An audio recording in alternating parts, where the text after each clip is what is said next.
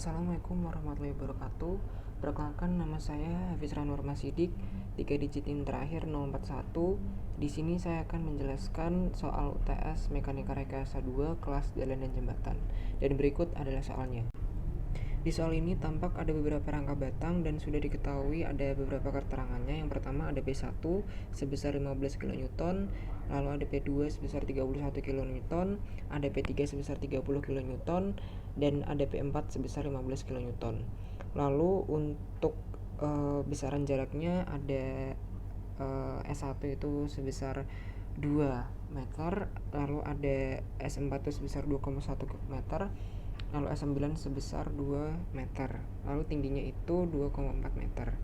Dan ini kita akan mencari besaran atau nilai dari S1, S2, S3, S4, S5, S6, N7, S8, S9, dan S10. Dan berikut adalah cara penyelesaiannya. Dan langkah pertama kita akan menghitung reaksi tumpuannya. Yang pertama kita akan menghitung sigma MB, yaitu dengan cara RAV dikali panjangnya yaitu 6,1, lalu dikurangi P1 kali panjangnya 6,1, dikurangi P2 kali panjangnya 4,1, dan dikurangi P3 dikali panjangnya 2. Dan ketemu RAV-nya sebesar 45,672 kN. Lalu yang kedua kita akan mencari sigma MA dengan cara yang pertama dikali minus RBV dikali panjangnya 6,1, lalu ditambah P4 dikali panjangnya 6,1, ditambah P3 dikali panjangnya 4,1, dan ditambah P2 dikali panjangnya 2, dan ketemu RBV-nya sebesar 45,328 kN. Langkah kedua setelah kita menghitung reaksi tumpuan yaitu kita menguji kontrol dengan cara RAV ditambah RBV itu jika dikurangi P1 tambah P2 tambah P3 dan tambah P4 itu hasilnya harus 0. Dan di sini sudah terbukti bahwa RAV tambah RBV dikurangi P1 tambah P2 tambah P3 tambah P4 itu 91 minus 91, dan hasilnya 0, dan berarti ini sudah terbukti. Langkah yang ketiga, sebelum kita menghitung besaran S1, S2, dan lain sebagainya, kita harus mencari sudutnya, besaran sudutnya yang digunakan yaitu sin dan cos. Yang pertama ini ada sin alfa dan cos alfa itu memakai tingginya 2,4 dan panjangnya itu 2, yaitu yang AC itu adalah panjangnya.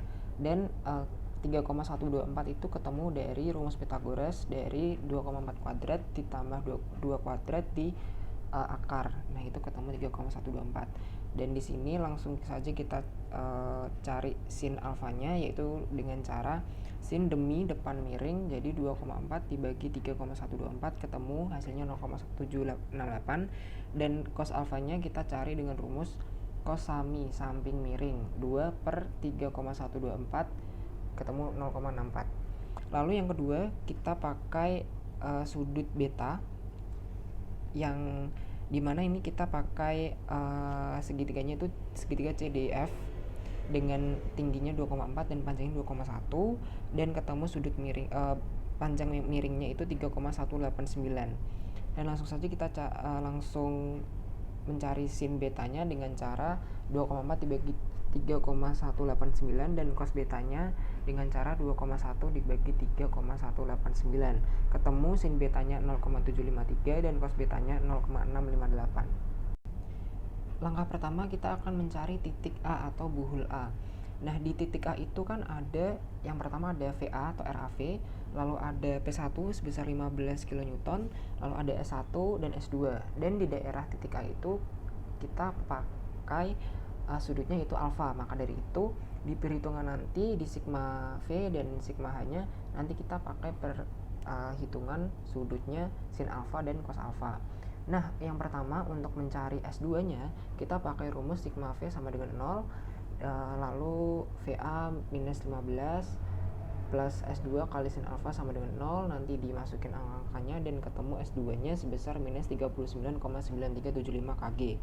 Lalu untuk mencari S1 kita pakai rumus sigma H sama dengan 0, lalu pakai rumus S1 plus S2 kali cos alfa, dimasukin angka-angkanya dan ketemu 25,56 kg. Nah, yang kedua kita akan mencari titik B atau buhul B, dan di titik B itu ada VB, lalu ada P1 sebesar 15 kN, lalu ada P4 sebesar 15 kN, ada S9 dan S10. Dan di sini kita juga masih pakai sudutnya yaitu alfa. Maka dari itu kita di perhitungan nanti kita akan pakai sin alfa dan cos alfa. Nah, untuk mencari S10 kita pakai rumus sigma V sama dengan 0, lalu dimasukin minus 15 plus VB plus S10 kali sin alfa sama dengan 0, dimasukkan angka-angkanya dan ketemu S10 nya sebesar minus 39,4896 kg. Dan untuk mencari S9 nya kita pakai sigma H sama dengan 0 dan pakai rumus S9 plus S10 kali cos alfa sama dengan 0 dan dimasukin angka-angkanya, ketemu S9 sebesar 25,2733 kg. Nah, selanjutnya kita akan mencari titik C atau buhul C, dan di buhul C ini mulai dari buhul C dan seterusnya sampai buhul D itu kita sudah pakai sudutnya beta. Kenapa beta? Karena di C itu sudah masuk di S4, dan di S4 itu panjangnya 2,1, dan jika tadi saudara melihat di video di menit-menit sebelumnya itu panjang 2,1 dan tinggi 2,4 itu pakainya sudutnya sudah beta. Dan langsung saja kita cari perhitungan di titik C. Nah, di titik C itu kan ada S1, S4, S3 dan S5. Dan itu untuk mencari S3 kita pakai rumus sigma V sama dengan 0, yaitu S3 tambah S5 kali sin beta, dimasukin angka-angkanya dan ketemu persamaan S3 sama dengan minus 0,75 kali S5. Nah, kenapa dalam bentuk persamaan?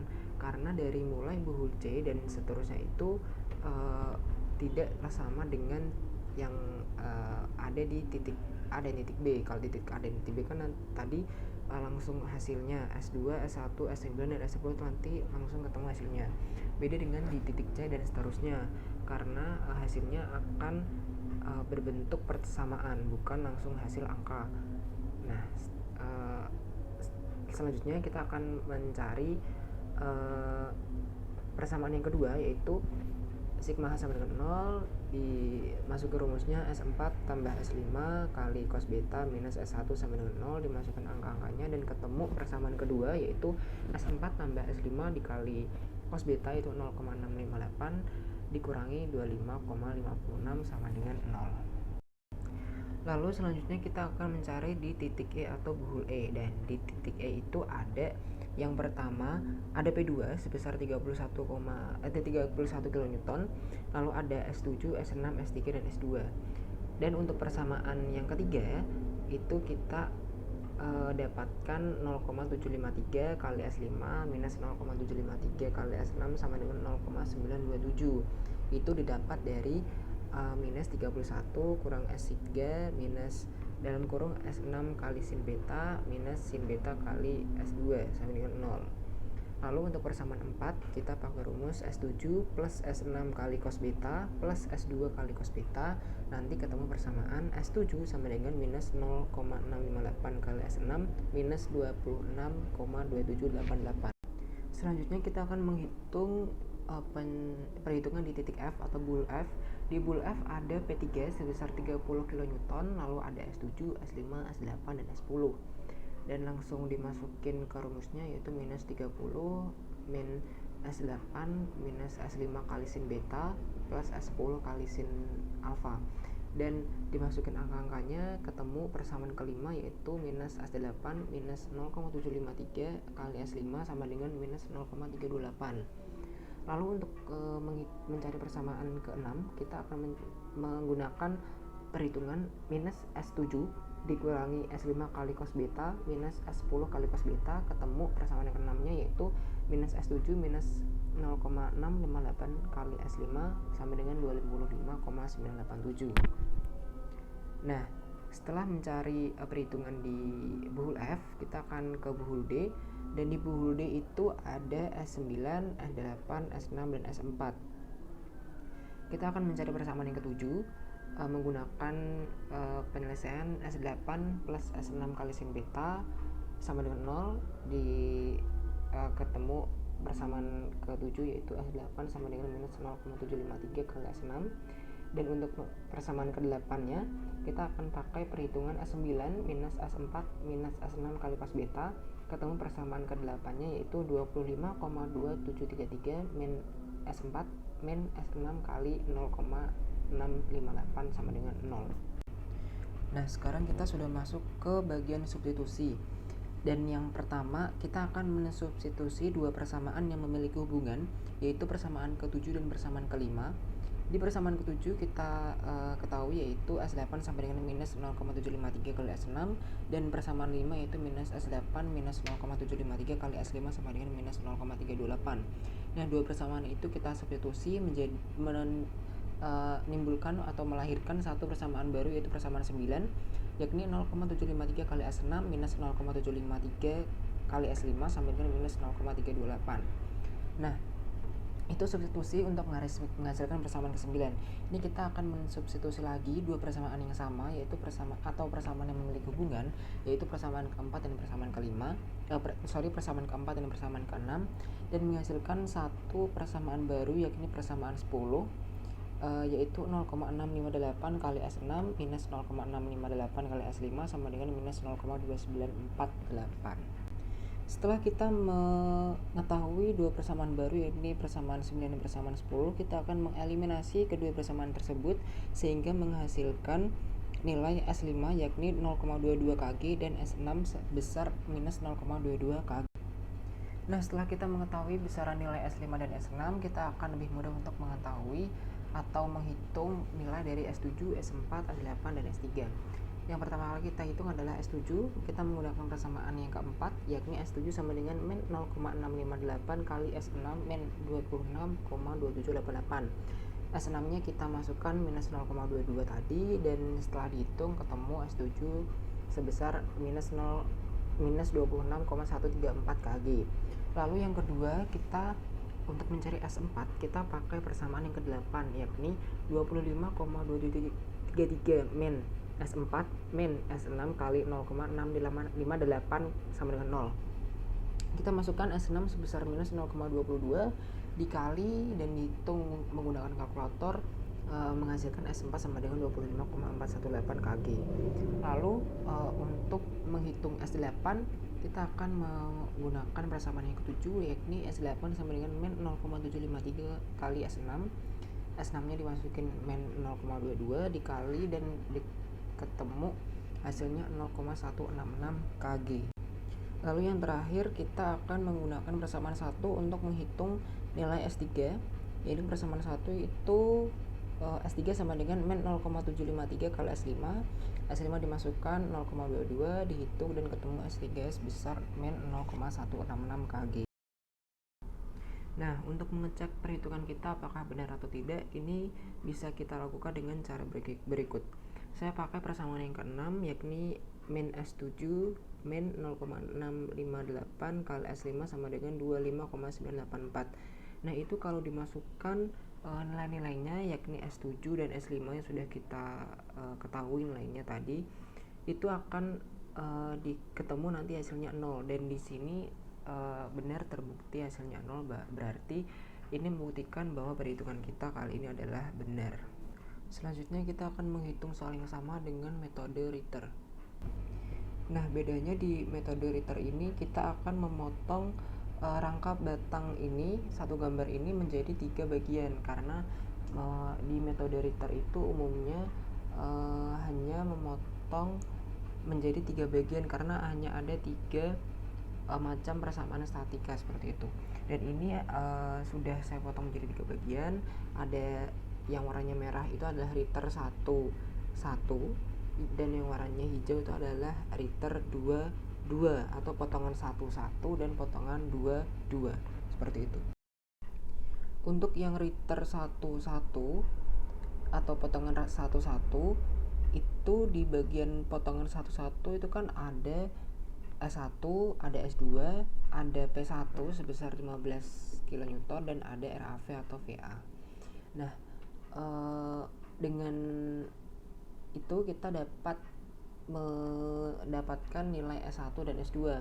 Untuk yang S1 kita dapat pakai rumus sigma ms sama dengan 0, yakni VA dikali 2 yaitu jaraknya minus 15 dikali 2 atau P1 kali 2 jaraknya, dan S1 kali tingginya itu adalah 2,4 sama dengan 0. Nah nanti VA dan S1 VA-nya itu nanti dimasukin angkanya yaitu 45,672, dan nanti setelah dioperasionalkan dihitung ketemu S1 sama dengan 25,1409 kg. Ini sama dengan jawabannya hampir sama dengan perhitungan kita tadi yang pakai metode kesetimbangan titik buhul. S1-nya juga sekitar segitu. Lalu untuk menghitung S2 kita pakai sigma mj sama dengan 0, yakni VA dikali 2 plus S2 kali sin alfa kali 2 minus 15 kali 2. 2 nya itu adalah panjangnya ya guys. Nah VA kita masukkan nilainya yakni 45,672, lalu dihitung sin alfanya juga kita tadi sudah mencari di awal, lalu dihitung nanti ketemu S2 nya minus 39,9375 kg. S2 ini juga nilainya sama dengan S2 yang kita cari menggunakan metode kesetimbangan titik buhul. Selanjutnya kita akan menghitung Richter 22 atau potongan 22. Di bagian potongan 22 itu ada RAB atau VB, lalu ada P4 sebesar 15 kN, ada S10 dan ada S9. Nah di potongan 22 atau Richter 22 ini kita dapat mencari nilai S9 dan S10. Yang pertama kita akan mencari nilai S9 dengan cara sigma ml sama dengan 0, lalu dimasukkan min VB kali 2 plus 15 kali 2 plus S9 kali tingginya 2,4, lalu dimasukkan nilai FVB atau RAB nya itu dan ketemu S9 sebesar 25,274 kg. Nah besaran S9 ini senilai 25,274 kg ini sama dengan besaran nilai S9 yang kita cari dengan metode kesetimbangan titik buhul di awal. Lalu yang selanjutnya kita akan mencari besar atau nilai S10, yakni dengan cara sigma MD sama dengan 0, dimasukkan minus VB kali 2 plus 15 kali 2 minus S10 kali sin alfa kali 2. Lalu nilai VB atau RAB nya dan sin alfanya kita masukkan, kita hitung, lalu ketemu S10 sebesar 39,490 kg, dan nilai S10 ini sebesar 39,490 kg ini nilainya sama dengan S10 yang kita cari dengan metode kesetimbangan titik buhul yang ada di awal penjelasan video tadi. Nah yang terakhir nih kita akan menghitung soal yang sama dengan metode yang ketiga, yakni metode Cremona. Nah yang pertama kita akan mencari tahu ya Cremona di titik A, tetapi sebelum kita mulai penjelasan Cremona di titik A, saya akan memberi intermezzo sedikit tentang penjelasan apa itu Cremona. Jadi Cremona itu adalah metode penyelesaian rangka batang dengan cara kita dapat menghubung-hubungkan antara rangka batang yang satu dengan rangka batang yang lainnya sesuai dengan arahnya sehingga dapat membentuk poligon tertutup seperti itu. Nah langsung saja kita masuk ke Cremona di titik A. Nah jadi di titik A itu kan ada yang pertama itu VA P1 sebesar 15 kN, lalu ada S1 dan ada S2.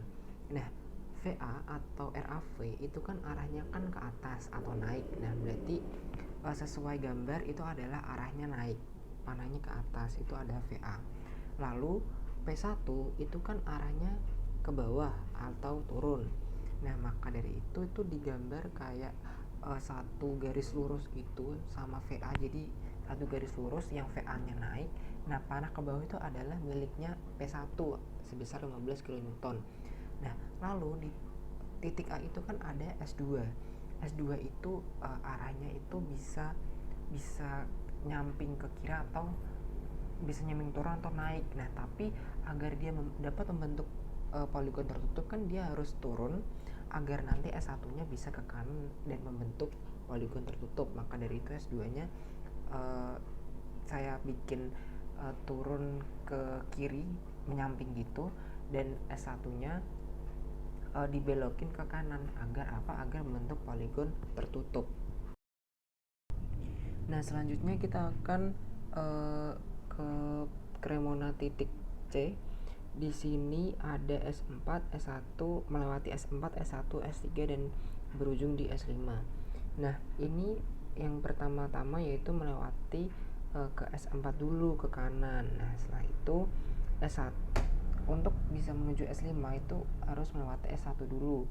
Jadi arahnya ke kiri S1, lalu agar membentuk segitiga atau poligon tertutup itu kan harus naik dulu, habis itu baru turun ke arah kiri seperti itu. Jadi naik ke S3 dan turun ke arah S5 dan jadilah poligon tertutup seperti pada gambar.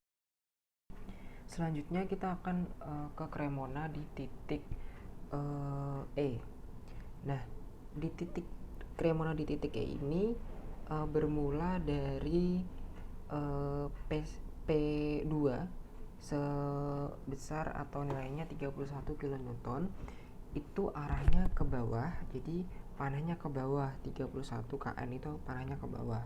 Lalu biar dia bisa nyampe di titik E, itu dia harus ke kiri dulu ya, melewati S7. Lalu nanti dia dibelokkan ke arah kanan, ke arah kiri tapi agak menyerong ke atas S5, lalu dibelokkan ke atas menuju S3. Nanti finishnya ditarik garis ke S2, nanti berbentuk poligon tertutup dan finishnya di S2 atau di E seperti itu. Nah, selanjutnya kita akan melakukan perhitungan Cremona di titik F. Nah, di titik F itu kan ada P3 sebesar 30 kN, itu arahnya ke bawah. Nah, maka dari itu kita gambar panahnya arahnya ke bawah sebesar 30 kN itu ke bawah.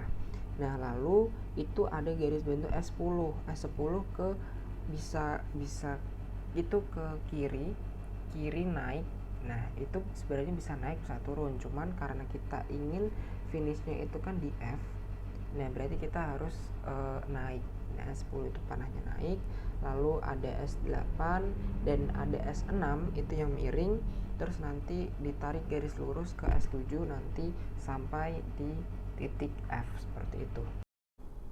Sekian penjelasan video soal UTS Mekanika Rekayasa 2 dari saya. Jika terdapat banyak salah, saya mohon maaf. Wassalamualaikum warahmatullahi wabarakatuh. Dan jangan lupa like dan komen.